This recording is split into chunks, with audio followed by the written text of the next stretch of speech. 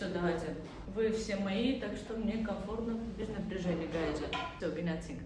Այսօր մենք միասին խոսելու ենք 2025 թվականի ակտուալ տրենդները եւ կվերլուծենք ինչի մենք հիմա ավելի շատ խանութներում նկատում ենք տաք գույներ, ոչ թե պաստելային, որը ավելի շատ էր 2024 թվականի նորաձևության մեջ։ Նախ ասեմ, եթե նկատեք կենտրոնական պրինտը կրկին վերադարձել է նորաձևություն, ինչը շատերի համար անհասկանալի է եւ շատերը չեն սիրում։ Բայց կենտրոնական պրինտը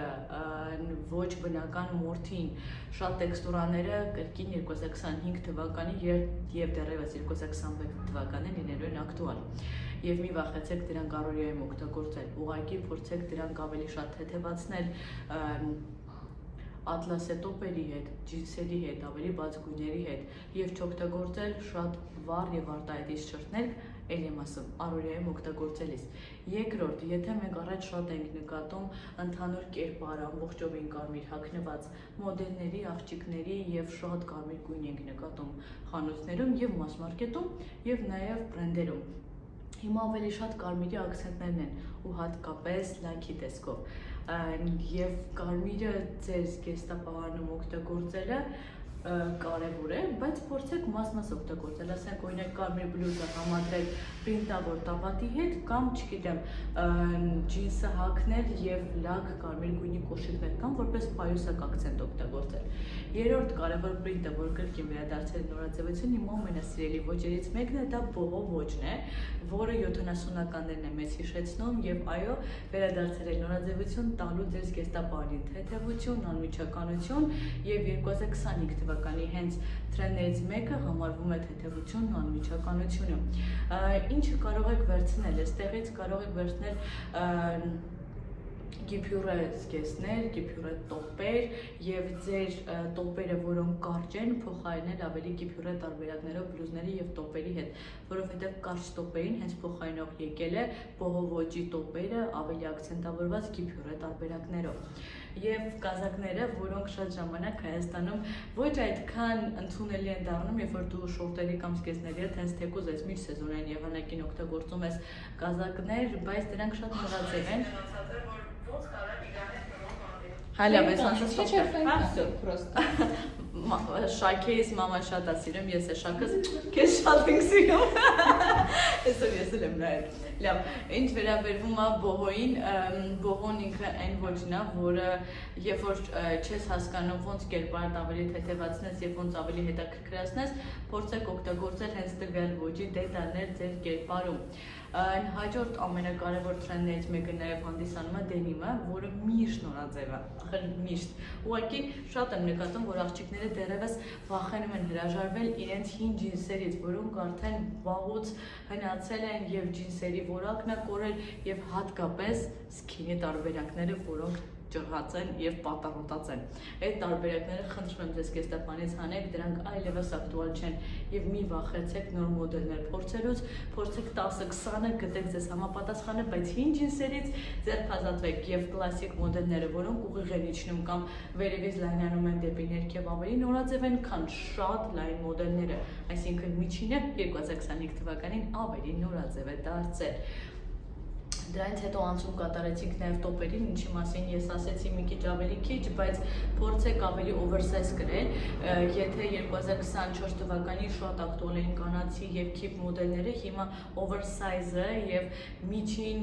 ֆորմաների, միջին չափերի զգեստները, որոնք ոչ շատ սիլուետ են ընդգծում, ոչ էլ շատ oversize են, կրկին վերադարձել են նորաձևություն, հենց թեթևությունը հիշացնելու եւ այն տոպերը, որոնք շատ բաց են եւ շատ ավելի կառուցվածքն են ցույց տալիս, մի քիչ հետ են գնացել եւ ավելի նորաձև են դարձել հենց ատլասե, գիփյուրե մոդելի եւ oversize տոպերն ու բլյուզները։ Եկեք մի քիչ ուրեմն վերլուծություն անենք 24-ից 25, սենց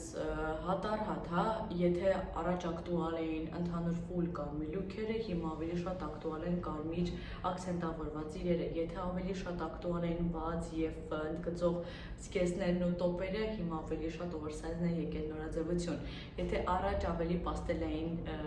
գույներն էին ակտուալ, հիմա ամենաակտուալ գույներից են համարվում տաք կանաչը, տաք դեղինը, կապույտը, այսինքն պաստելային երանգներից անցում են կատարում դեպի վառ երանգների եւ այո, մարդիկ պաստելային գույներից արդեն հոգնել են իրենց առօրյան թող լցնեն եւ զգեստապարն ավելի տաք, ավելի նասիշնի գույներով, ոչ թե ավելի պաստելային։ Եթե առաջ շատ նորաձև էին օրինակ ջինսերը, որոնք շատ լայն են, հիմա մի քիչ ավելի սիլուետ ընդգծող, բայց ոչ թե շատ քիփ մոդելներն են նորաձև։ Եթե մենք հակված ենք այն ժամանակ ավելի շատ հագնել կաշվե հագուստներ ընդհանուր full look-ով, հիմա շատ կաշին եւ շատ լցված մոդելները, դետալներով ավելի քիչ են ակտուալ եւ ամենակարևոր դետալներից մեկն էլ վզնոցների ու աքսեսուարների մասով կարող եմ շեշտադրում անել, եթե առաջ չոկերները շատ նորաձև են, հենց պարանոցի հատվածում միայն օգտագործել, սենց հաս չոկերներ, ապա հիմա շատ նորաձև են դառնում, երբ որ չոկերների հետ համադրում են նաև երկար վզնոցներ ու փորձում են մի քիչ ավելի կերպարին լրացուցիչ տեսք հաղորդել, ոչ թե մենակ վզնոցը երևա։ Եվ եթե մի լրացում էլ անեմ, oversize-ը առաջ շատ նորաձև էր, ուղղակի oversize գրել է, հիմա oversize-ը աքսեսուարների հետ համադրված կամ ընդգծված ավելի գեղեցիկ ու ավելի ամբողջական է դառնում։ Այսինքն եթե բլյուզը oversize է, բայց ինչ-որ մի գոտի կամ ինչ-որ մի վզնոց գալիս է վերջանում է կոթկատեղի հատվածում, որը ընդգծում է նաև կնոջ սիլուետը։ Մի վախեցեք աքսեսուարներ օգտագործելուց եւ իրենց հետ խաղանելուց, որովհետեւ դրանք այն դետալներ են, որոնք ձեր կերպարը դարձնում են հենց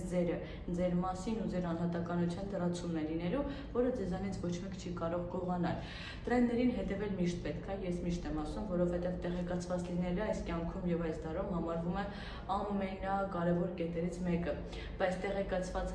տեղեկացված լինելու հետ մեկտեղ շատ կարևոր է հասկանալ դուք ով եք եւ ձեր մասին տեղեկություններ իմանալուց, ձեր կառուցվածքի անհատականության եւ ձեր անձի յուրաքանչյուր նյուանսներ, որը հենց կօգնի միշտ մնալ նորաձև, միշտ մնալ ակտուալ եւ միշտ լինել ամենաոճայինը։ Դրանից ավելի ոճային կարծում եմ տրենդ չկա։